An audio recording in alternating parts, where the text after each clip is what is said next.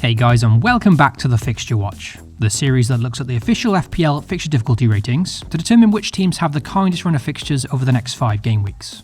So let's get stuck in and look at the full FDR table from Gameweek 9.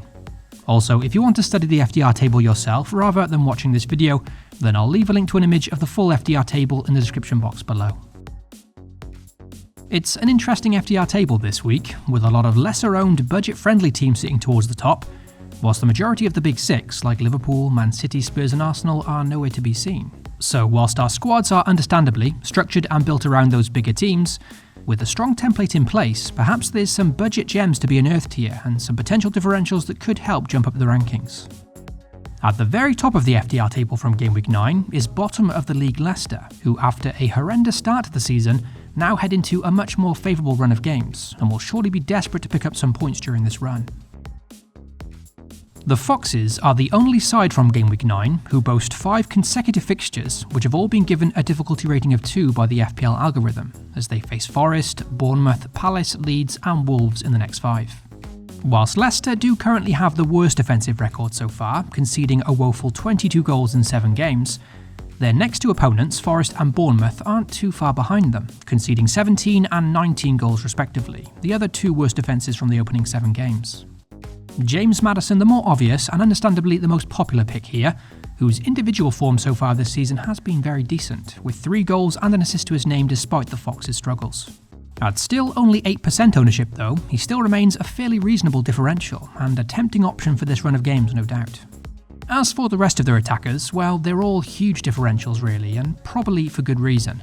But there's the likes of Barnes, Daka, Iheanacho, not forgetting Jamie Vardy, who, if he was guaranteed minutes, could be an exciting and explosive differential. All riskier and less reliable picks than Maddison though of course, but some potential holes in there somewhere perhaps. As mentioned, their defence has been a no-go so far this season, and those who already owned the Leicester goalkeeping double-up will certainly know that better than anyone. However, if you do for whatever reason fancy Leicester to improve during this kind run of games, then the attacking defenders of James Justin or Castagna could be tempting. At 4.3 and 4.4 million respectively, there's no doubt that's a very kind price, especially considering what great options there used to be in seasons gone by. Who knows, a change of manager here or some sign of defensive improvement, and either of those two could be a bargain at some point this season. Another team towards the top of the FDR table is Bournemouth, whose highest owned player in FPL is currently at 1%, so a squad full of differentials here. To be fair, considering they are a promoted club who had very difficult fixtures to begin this season, it's easy to understand why they are so lowly owned. It's also worth noting that so far this season, the Cherries have managed the lowest expected goals of any team, producing a lowly XG of 3.7 in their opening 7 games. With that said though, it's always good in FPL to be open to all possibilities and ideas, and if you are the type of manager that thinks that fixtures bring form, well there's no doubt in the fixtures here look excellent, so potentially some good value available.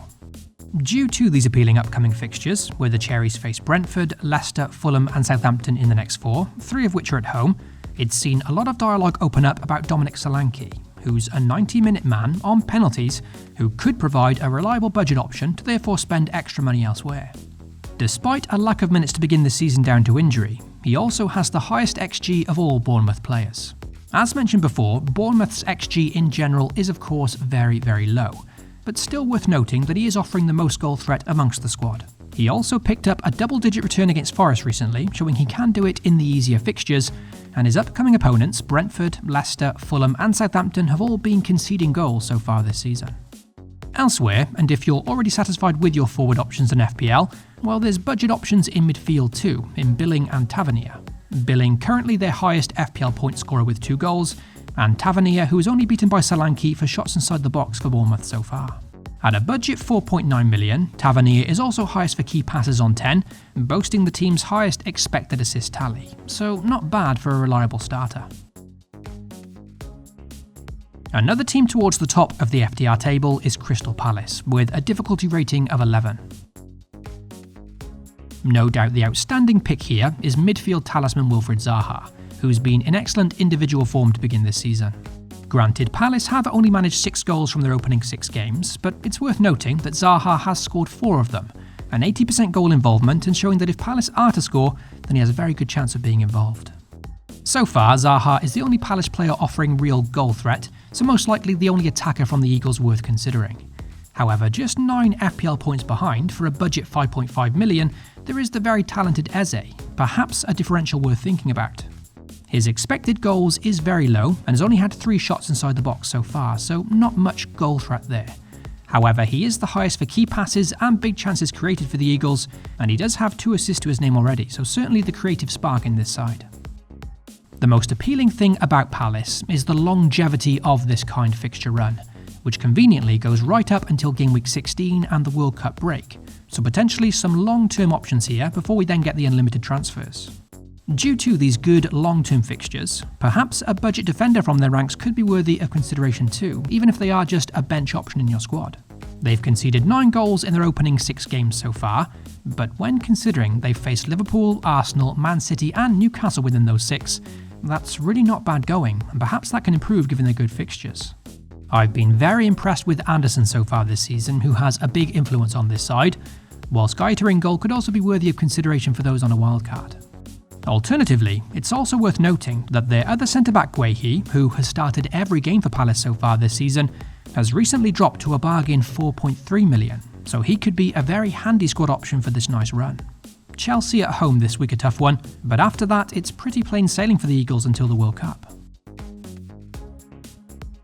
As we look back to the FDR table, another team with a fixture rating of 11 over the next 5 game weeks is Aston Villa. Villa are a side who will no doubt be disappointed with their opening start to the campaign, just 7 points from 7 games and currently sitting 15th in the table. There's no doubt they've been unconvincing so far, and with Gerrard under pressure, constantly changing things up, I can't blame anyone for avoiding them completely in FPL. With that said, it's worth noting they have picked up a draw and a win in their 2 games prior to the international break, so an improved bit of form there, which puts them in better stead for this upcoming run as they face Leeds, Forest, Fulham and Brentford in 4 of the next 5 games. Remember, in FPL it doesn't matter if Villa win or lose, all that matters to us is if players can pick up points, and there's certainly some differentials here, with all but Bailey at less than 5% ownership. Personally, I think both Coutinho and Watkins could be very interesting differentials here, but they both still remain very hard buys. And that's simply because there appears to be already much better options in their position and price range. For Watkins, there's the likes of Mitrovic and Toney, and Coutinho, well, there's Maddison and there's Zaha, which we've already spoken about. Given these kind fixtures, Leon Bailey still seems to be a viable squad option, and at a now 4.7 million, if he can continue to get starts, he could be a very handy 5th midfielder. Especially considering that in Game Week 12, Villa face Fulham, whilst the likes of Manchester City and Arsenal have a blank game week. So a budget option like him could come in handy when popular players like Haaland, Jesus and Cancelo all blank that week. Of course, the downside is Bailey isn't guaranteed of starting, but still worthy of consideration I think, given his budget-friendly price. So that's the study of teams at the top of the FDR table, whilst just below them we also have the likes of Fulham and Leeds, who too boast some good fixtures. Therefore, the likes of Mitrovic and Andreas remain useful options, while Sinistera at Leeds could be a very exciting differential in the upcoming weeks. Before finishing, let's now look towards the bottom of the FDR table and see which teams have a much harder run of games. As mentioned, both Arsenal and Man City notably blank in Game Week 12, so I've therefore given that blank a rating of 5, thus pushing them further down the table. Amongst that blank, Arsenal also face Liverpool, as do Man City, as well as them both having local derbies this week, so not the best fixtures on paper. Of course, the bigger teams in FPL are generally a lot more fixture-proof, but this could also make choosing our cheaper differentials for the upcoming game weeks all the more important. Rock bottom of the FDR table is Brighton, and it'll be interesting to see how their new manager gets on with the likes of Man City, Liverpool and Spurs to play in upcoming games. So that wraps up this episode of the Fixture Watch. Like I said earlier, if you'd rather study the full FDR table yourself, you can find an image of the full FDR table linked in the description box below. Hopefully you found this video useful, and if so, please consider leaving a like and getting subscribed to FPL TV. You can also hit the notification bell so you always know when a new FPL video goes live.